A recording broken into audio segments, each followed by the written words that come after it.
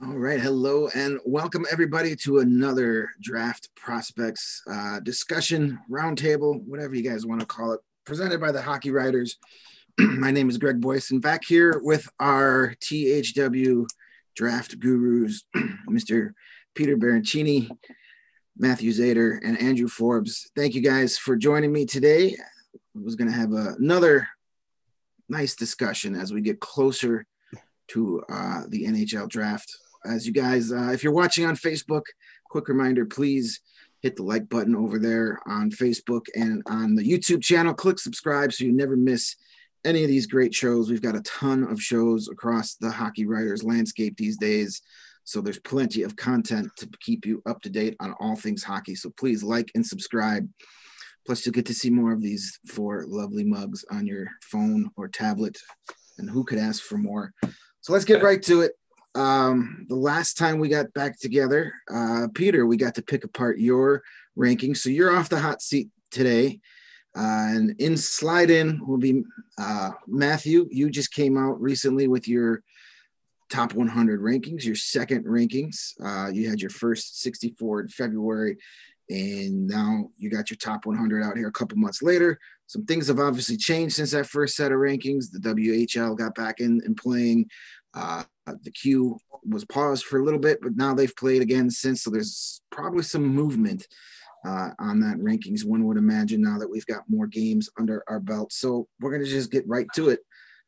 Top five. Who are your top five draft prospects heading into this summer's NHL draft? Well, I mean, like you said, a lot has changed. My top five it did change quite a bit. Have Matt Beniers stayed at number one, even though they were eliminated from the NCAA championship there, weren't able to do that, but still have Matt Beniers at first. Coming in and second is Dylan Genther from the Edmonton Oil Kings, WHL. Three is William Eklund from Djurgården in the SHL. Number four, Luke Hughes from the USNTTP juniors. And then rounding out top five, Brent Clark is on loan with Nova Zamki in Slovakia. All righty. Definitely some familiar names there. A lot of guys we've talked a lot about. Peter, what do you think of those top five right there? Pretty solid? Yeah, very solid. Especially with the Dylan Genther pick. I mean, he's been lights out since the WHL started, just averaging about 2 points per game. I mean, he's just, again, you can't say anything bad about the way that he's playing. He's got the offensive mindset, the shot, the size. He's just an all-around great offensive player. And, you know, given the fact that he's going to be representing Team Canada at the U18s, we're just going to be more, in shock and awe what he's going to be able to accomplish. And you may not recognize him, but that we assure you that really is Andrew Forbes over there, apparently. Apparently, New York Islanders prospect Andrew Forbes. What do you think of the top five list there? I love it. I love it because I think, with three of us doing prospect rankings over here at the Hockey Writers, you're going to see different top five from each of us. Not in terms of all around names, but just the order that we have them. And I like that Gunther in the second spot there, as Peter pointed out. I think Eklund's still a possibility to go 1, 2, 3. So I think Matt's got it right on, right on in the top three at least. And it'll be interesting to look back on it and see where they go from there. But yeah, Brant Clark still performing well. And obviously with the OHL season, which I know we'll get into a little bit later, still on hold. It's tough to talk about the NHL draft rather without a little OHL content. So, I guess you'd still consider Clark an OHLer, but top five still has some OHL juice in there, I guess. Yeah, it will be interesting for sure when it all finally breaks down, because we don't have that consensus number one that we usually have. Bernier is definitely gonna go number one. I hear a lot of people that are high on Eklund. I think it'll be a type of the draft where, as opposed to just the obvious choice, whoever gets that number one pick will probably see who fits in best with their current group, as opposed to just the obvious choice in past years. So that will be interesting for sure. So we'll move on from top 5. We'll travel further down Matthew's top 10 list. Who do you got for us at 6 through 10? And why do you have these guys where they're at? Well, Owen Power gets coming in number 6. He's been discussed as being in the top 5, top 3 in a lot of lists. Power gets 6. 7, Fabian Lysell from Luleå in the SHL. He kind of rose a bit. Jesper Wallstedt, still in my top 10. Goaltender from Luleå, HF from the SHL. Kent Johnson stayed there from Michigan Wolverines at number 9. And rounding out my top 10, highest I've seen in a lot of places, which I think he should be a top 10 pick, is Matthew Coronato from the Chicago Steel, ripping it up in the USHL. 46 goals now, and he just doesn't seem to stop. And I could definitely see him in the top 10, and he's he rounds out the list. And Andrew, what do you think of that bottom 5 of the top 10 there? Yeah, I kind of had a feeling we were going to see some Coronado love. I know both Matt and Peter are very high on him. So obviously, Greg, you being out Chicago way, you get to see a little bit more of that. And he's definitely a guy that I think Matt's got it. He's going to be a top 10 pick, and he's shown why he's going to be a top 10 pick. Myself, I'm huge on Jesper Wallstedt. I think he's going to be. There's a lot of talk that he's going top 10 because it's maybe not as talented as a draft, and that's why you have a goaltender top 10. But I'm really high on him. I love the Swedish goaltenders. They just find a way to be successful at an NHL level, and I don't think Wallstedt is going to be any different. Yeah, I've read scouting reports on him that says he has the talent to be a number 1 overall pick. So definitely we'll be looking forward to seeing what he can do in the near future. Peter, what do you think of that 6 through 10? Yeah, no, it's great. I mean, it's kind of similar to me, except I don't have Matthew Coronado there, but it's still a great pick to have no matter what. I mean, just what he's doing right now is, as Matt stated, he's just ripping it up. I mean, I don't think we've seen this in quite some time. I think he just broke Thomas Vadek's record in terms of goals at the USHL. So the knock on Coronado is probably just like his skating or like his skating mechanics, but it doesn't seem to hinder his ability to, put up the points. So that's something that could always be fixed no matter what. But if he's putting up the points like the top 10 player should be, so it's not out of the question that he should be in that spot. It's just, are other teams going to take that into effect? But it's still a great placement no matter what. Yeah, I enjoyed seeing him there. Actually, right before we hit the record button here, I bought a ticket for the Chicago Steel game for next Friday night to check them out. Not only Coronado, they got a ton of great young players. They've become a NHL factory down there. So I'm looking forward. That's actually going to be my first time in any hockey rink of any kind since March of last year. So for many reasons, I'm looking forward to next week. So maybe next time we get back together to pick apart Andrew's list, I can give you a live scouting report of young Mr. Coronado. So hopefully I don't jinx him by being in the building that night. All right. So that takes care of the top 10. So obviously, as we mentioned before we got into it, it was about 2 months in between your 2 rankings, February to April. A lot has changed.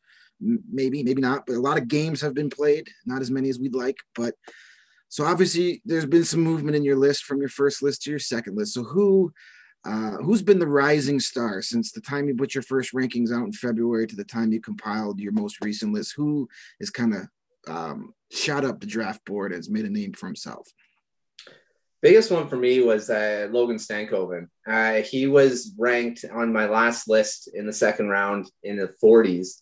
And now he's jumped up to 14th on my second list here. And since the WHL started back up again, he's been amazing playing, with the Kamloops Blazers. And he's a guy that can definitely be a top 20 pick. And I'm not sure why I put him in the second round. Now looking at more tape of him, and I think just based on what he was last year, but this year looks stronger. He's going to the net a lot more, and I think he can definitely be that top 20 pick. And I think Stankoven definitely was definitely one of my biggest risers overall. And he's going to surprise a lot of people. Yeah, he's definitely gotten off to a great start. I've written about him a couple times in our prospects news and rumors. He's had some big games. Peter, who's been shooting up your personal rankings? Who's someone we need to keep an eye on? For me, it's not a big rise, but it's from where I had him previously. He is probably going to make a jump. I had Sasha Pastujov at 31 in my March rankings, but with his performance at the BioSteel All-American game where he had 2 goals and 1 assist, he's definitely someone that's really should gain more attention. He's been producing points for the national development team. He's got great speed, great offensive awareness, utilizing his teammates very well as a playmaker. He's not afraid to shoot the puck as well. So he's got a very strong all-around skill set. It wouldn't surprise me if he moves up into the top 20 for me, just based on what he's able to accomplish, not just this year, but I think the BioSteel game really solidified his spot as potentially maybe a top 20, 25 pick. Alrighty. And Andrew, who's your riser over the past few weeks? Without sharing too much of your new rankings. Yeah. I don't know if it's just, having played D when I was playing hockey, but I'm huge on Corson Coleman's and just what he's been able to do so far. Obviously, he's going to get a chance at the U18s.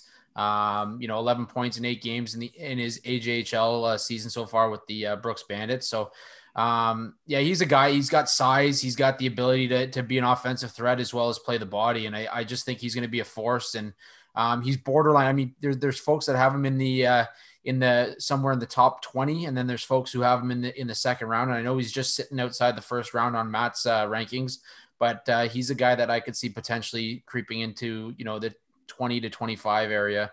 Given what he's been able to do so far with this shortened season for him. For sure. Excuse me. Even though I don't come up with any of these fun lists that you guys do, there's a guy that I've kind of had my eye on. And that's Sebastian Cossa, the goalie from the Edmonton Oil Kings, has just been unreal this year. He's 12-0 right now and just lighting it up. Had another shutout the other night. I always if Wallstedt wasn't in this draft, he would likely be the top goaltender selected. So I'm always intrigued on those types of prospects, on where they go, especially goaltenders.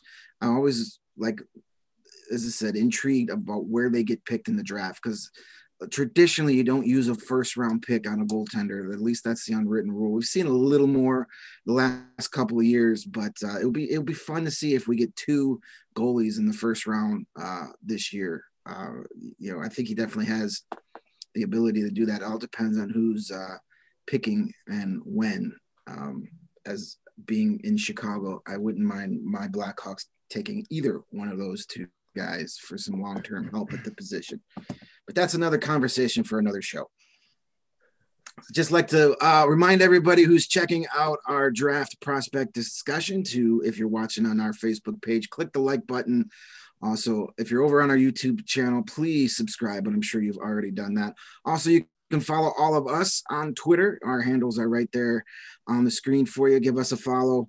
Follow the Hockey Writers as well. You won't miss any great draft rankings or future goaltending star articles or discussions in the future. So obviously, if someone's shooting up your draft rankings, that means people have to go the opposite direction. That's just the way it works.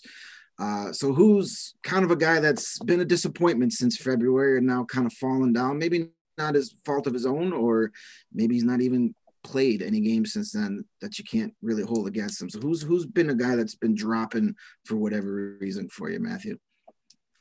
I'm same thing with Peter's fall. One of his fallers was Aiden Hreschuk from US NDP Juniors there, and I think same reasons he said with his decision making. But I mean, watching the BioSteel game, he kind of put a little bit of those concerns to rest for me. I mean, he played a pretty solid game, and I think he can still become a pretty good NHL defenseman. But I think that's probably why he dropped, and he's probably going to be a guy that'll move around because of his skill level. I mean, he is a very mobile defenseman, a smart defenseman. So I think if he can clean that up, he's definitely going to be a guy that could become a steal as well. So, but he was a big faller in my from the first and the second rankings.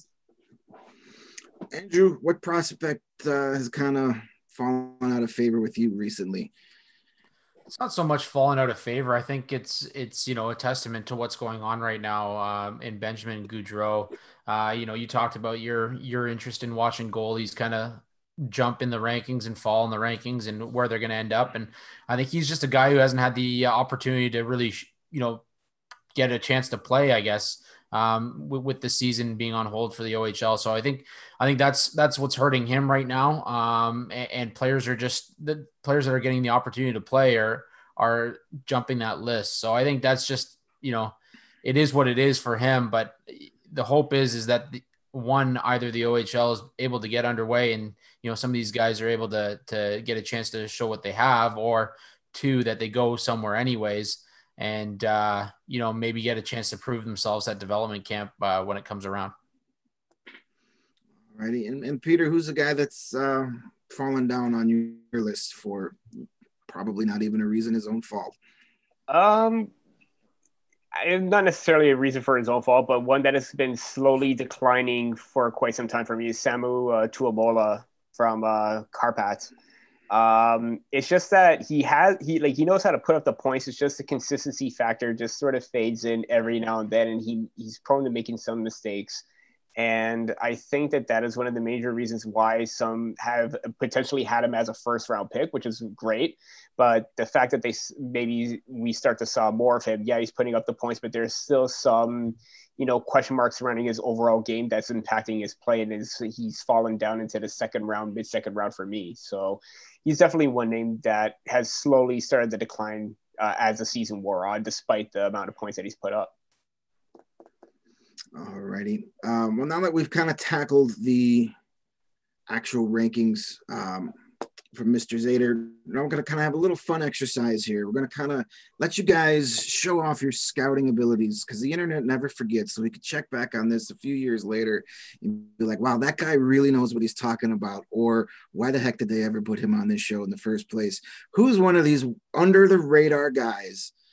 Might not even be on your top 100 list, a later round guy that really nobody's talking about, but you want to attach your name to, so that in 4 or 5 years, when this guy is lighting up the NHL, you can be like, yeah, I told you about him first. No pressure, but we will be looking back on this on a year-to-year basis. Matthew, who's your under the radar guy that you want to put your name onto? One guy I've been impressed with, again, we're talking about the Chicago Steel again, and Ryan Ufko from Chicago Steel, and defenseman, very mobile, very smart. He's been, on the power play with the Steel, and stars Coronado and Samoskevich and guys like that, but he really helps run that power play, and I think he's going to be a very dominant top 4 defenseman. I've got him ranked towards the end of the second round, but after watching the BioSteel game, even though Team White didn't do very well in the game, I still liked Ufko's game, and I think he's going to be a hell of a defenseman when he does make the NHL. All righty. Yeah, more Chicago Steel love. I like it. Peter, who's a guy that you don't think is getting enough pub, but you're in love with his game? Kind of mad at Matt for taking Ryan Ufko from me, but it was a good pick no matter what. I'm gonna go for somebody that wasn't on my initial rankings before and jumped into my top 90, not even as an honorable mention, but he was named to Team Canada's U18 team, Olin Zellweger. Just watching some of the clips of him, he's a 17-year-old, undersized, but he does not let his size affect him. It's just very amazing to see him compose himself on the ice. If there's a situation where he has the puck, there's pressure, he doesn't panic, gets out of trouble, and then is able to move the puck up quickly. So I'm excited to see what he could do for Team Canada. I know a lot of people are going to focus in on the Brant Clark, the Carson Colemans of the team, because they're the bigger names. But 17 years old, was just over a point per game with the Everett Silvertips. I'm thinking that he's probably going to have a pretty good tournament, no matter what. All right. And Andrew, we'll wrap up this little segment with you. Who's your under the radar guy that you want to give props to before anybody else? So I'm going to go way off the radar here. I'm going to go with Alex Graham, playing for the Sheffield Steelers in the EIHL over in Great Britain. Look, this is a guy who's not going to get nearly enough credit for what he's doing, but he's a 6'2", 192-pound left winger. When he played with the Sheffield Steel Dogs in 2019-20, had 52 points in 38 games. So a guy that you don't hear a lot about coming out of England, but definitely a guy that should be considered a draft eligible prospect in 2021. And maybe somebody takes a swipe at him late in the 6th or 7th round, or maybe he can sign as a free agent and get an opportunity with somebody down the road. But definitely a guy that we don't give enough credit to some of the other Europeans that are playing over there. For sure, not a hockey hotbed where he's playing from under the radar. Yeah, you definitely got that done. I'm pretty sure, I don't have to go back and watch any of the footage, that is the first time the Sheffield Steel Dogs have been mentioned on a Hockey Writers show. I guarantee it. So awesome. That's a great pick there. So we're gonna wrap up our little discussion here, kind of not focus on any player in particular, but as we know, the OHL has yet to play a single game this year. We're already past the midway point of April. Let's be honest, probably not going to happen at this point with everything else going on. So how has that affected this draft class? I mean, we had the pause last year, but it really didn't affect the draft class too much because everybody had their rankings and their research, and they've seen enough game tape. But this draft season for 17, 18-year-old kids in that league, it's so important. There's kids that really solidify themselves as top prospects, and then there's kids that maybe their previous season didn't play a whole lot, and then they make their appearance on the scene and then they get noticed. None of that is happening for a lot of really good players. Granted, we are going to have U18 World Championships coming up here in a few days, but that's still a very small group that will get to play, but they'll be able to make an impression. So how much does that affect this year and maybe even draft classes beyond with no OHL season? We'll mix it up a little bit. We'll start this one with our two Ontario guys. We'll start with Andrew. What do you think of the OHLs and how that's affecting this year's class? I think first off, you mentioned it before we started recording. I think it's time that they just, make a decision. It's not going to happen. With the way things are in Ontario right now, it's there's not a chance you open up that league. But it hurts. It hurts big time. You're talking about a full, draft year of OHL players. And you mentioned how the Chicago Steel has become a factory for NHL players. The OHL has been a factory for NHL players for a long time. And you're talking about teams like the London Knights, who have continuously pumped out first round picks.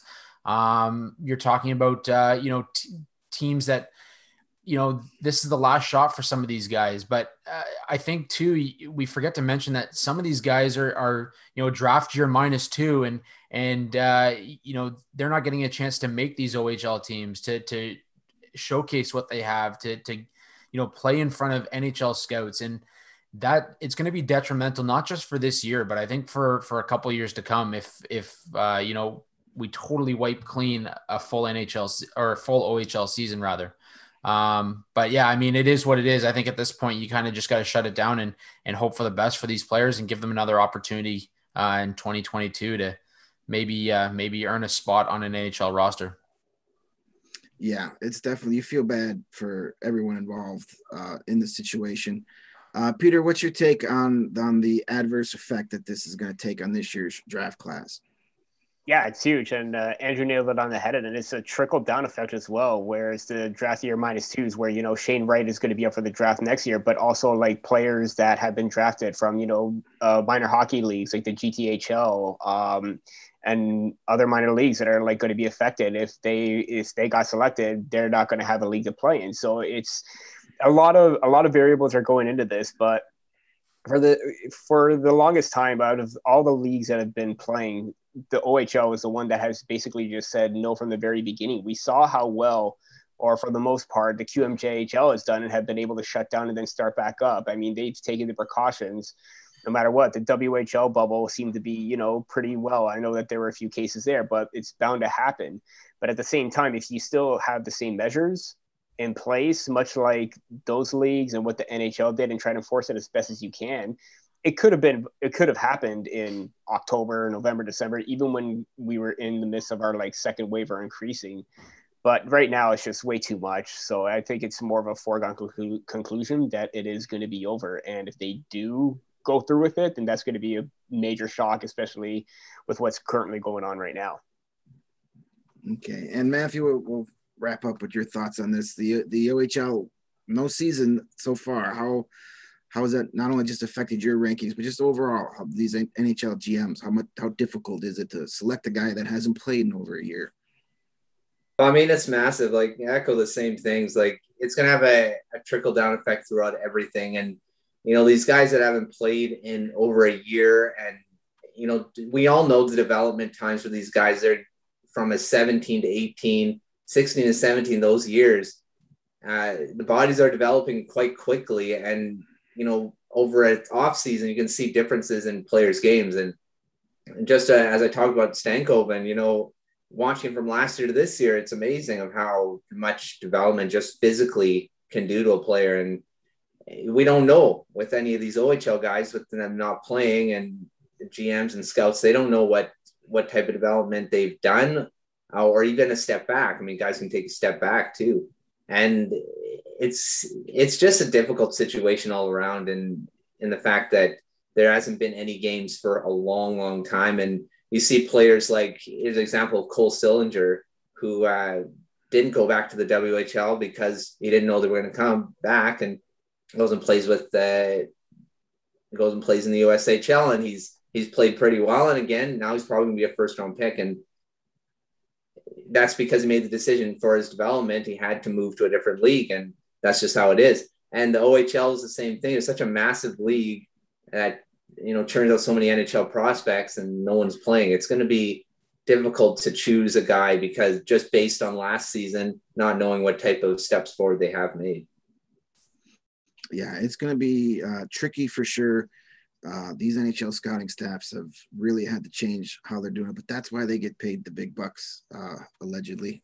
To some GMs are going to get made like geniuses because they're going to pick a guy, you know, in the 4th or 5th round that, had he played this year, might have been a 2nd round pick, and is going to be a star, and he's going to, you know, look really good on some GM's resume. And then of course you'll have the flip side. You'll have GMs that will pick an OHL guy in the first couple rounds because of this lack of a season. It might turn out to be a bust. So hopefully this time next year, we're talking about a full successful season in all 3 CHL leagues and getting ready for a Memorial Cup. And some postseason hockey. We definitely need it.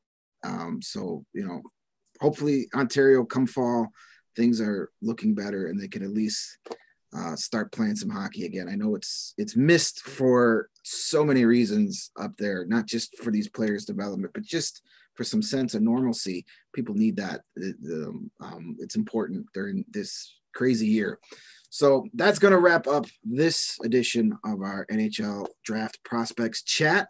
Once again, I want to thank Peter, Matthew, and Andrew for joining me for this discussion. Always a pleasure chatting with you guys. Again, please like the Facebook page and the YouTube channel wherever you're watching. Follow us all on Twitter if you want to stay updated on all the draft prospects happenings, and even some guys that have already in the NHL. The 4 of us don't just concentrate on guys who may make the NHL. So there's plenty of great stuff happening not only with us, but our entire Hockey Writers team. Quick shout out again to Matthew, who's coordinating all of our prospect profiles that have been hitting the website lately.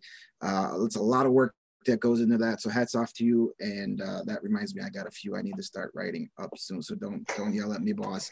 All right, we'll wrap this up. Thanks, guys. And we'll catch you guys on another discussion when we get to pick apart Andrew's top 100 next ranking. So please keep an eye out for that.